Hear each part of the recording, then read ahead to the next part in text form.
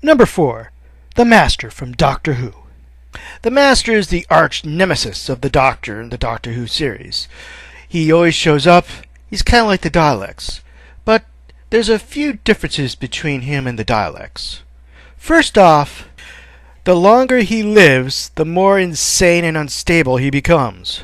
He's a mastermind, a genius, with vast knowledge of how time and space and engineering works. There's been hints in the episodes that he's even smarter than the Doctor, at least got better grades. So every time he fails, he slipped a little more down that slope of sanity. And his ending's really good too. Some people might point out he did save the Earth, but that was an accident. I mean, his ending's great. He basically went down fighting and he took the enemy with him. All the enemy. And the best part about the Master is that there's a chance, a little itty-bitty chance, a tiny chance, that he, out of all the Time Lords, will be able to escape that trap he put himself in. Which means he'll probably be back sooner or later. Number 3. The Berserkers from the Berserker saga. Killing machines in sci-fi are quite common. Artificial intelligence going nuts and trying to kill all humans is almost seen every year. But the Berserker saga is slightly different. The history is like this. There is a race out there who's conquering most of the universe. They are called the Builders. They ran into another race who they're actually having trouble fighting. And they decided they needed an ultimate weapon. Machines that would do nothing but kill all life. They designed them, they put them in the enemy territory, and they activated them, figuring they would do their job and then kind of never find their way home. They were wrong, and they forgot how to turn them off. The Berserkers continued to carry their crusade against life for thousands of years. They redesigned themselves, reprogrammed themselves, and in the end, they were the one thing that sci-fi never really had before. They were the enemy that it was okay to hate.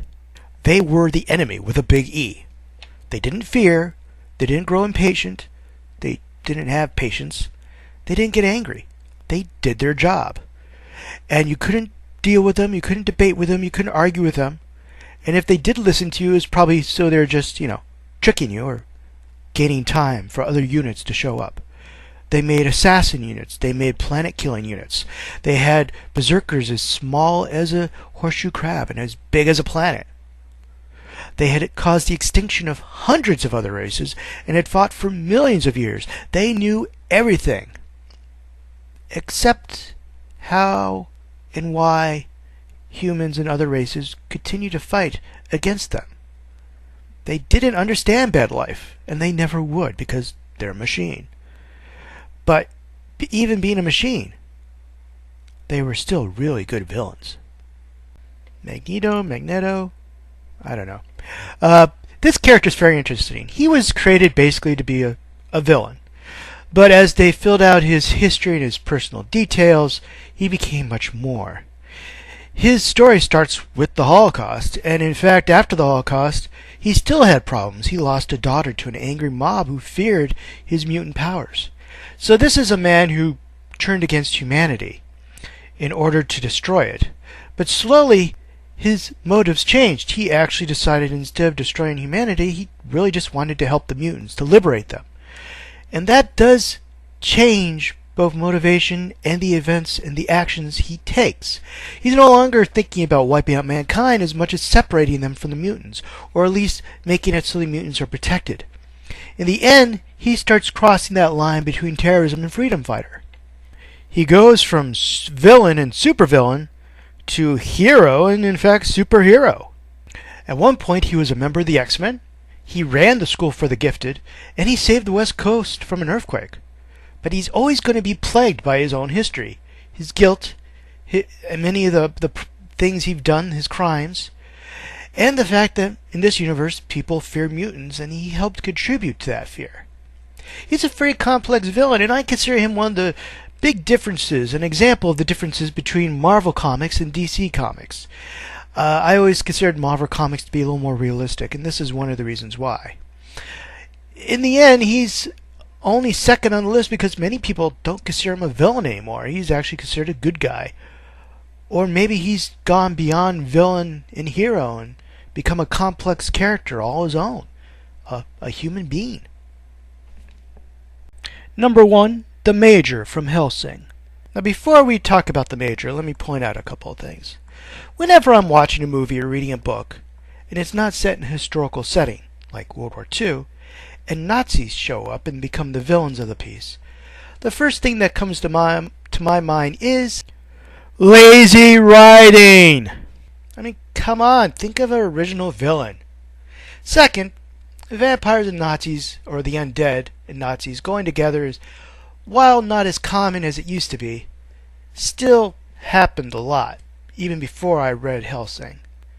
So when I first ran into the fact that the Millennium Group was the last battalion of the Third Reich and were made up of vampires, I wasn't that impressed.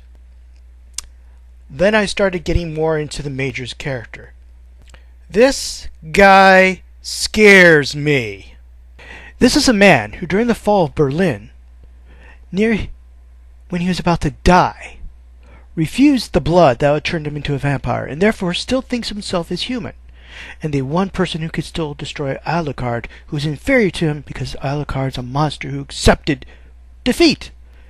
Ironically, Alucard has the same feelings about himself. He's a monster because he accepted defeat, and only a human could kill him.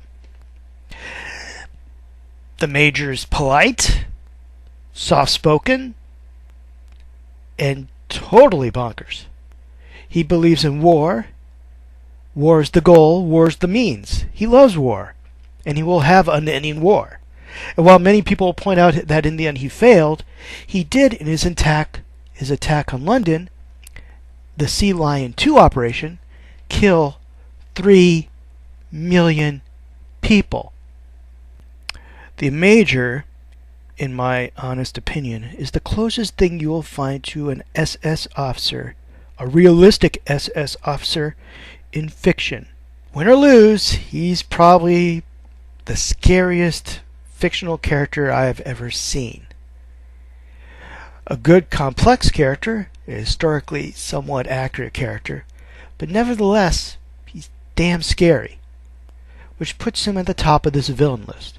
Now, once again, these are all my opinions. I hope I didn't offend anybody. I hope I didn't piss anybody off by leaving somebody off like Megatron or somebody else, but there's only so much room, especially when you only have 11 spaces. Alright? Okay, thanks for watching.